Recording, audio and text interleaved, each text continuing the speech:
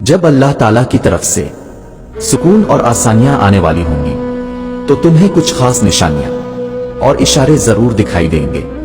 सुनो, अल्लाह तुम्हें दुआ का इख्तियार देता ही क्यों? अगर इसने तुम्हारा नसीब ना बदलना होता वो तुम्हें कहता ही क्यों कि पुकारो मुझे? अगर इसने तुम्हें सुनना ना होता वो तुम्हें सवाल की तौफीक देता ही क्यों?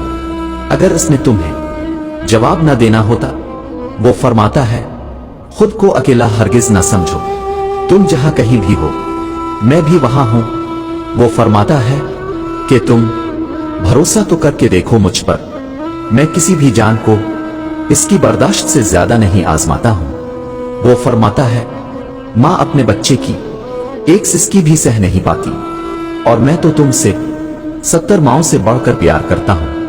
वो फरमाता है शुक्र करो हर हासिल और हर ला हासिल पर, मैं शुक्र करने वालों को उनके गुमान से भी ज्यादा देता हूं। वो फरमाता है जब ईमान वाले मुझे शिद्दत सब्र की इंतहा को पहुंचकर पुकारते हैं तब मैं उन्हें हर घुटन से आजाद करके उनके दिलों को ठंडा कर देता हूं। वो फरमाता है तुम एक चीज के गुम हो जाने पर तड़प रहे हो, मैं कादिर हूं हर शय पे, मैं तो सबको वापस ला सकता हूं।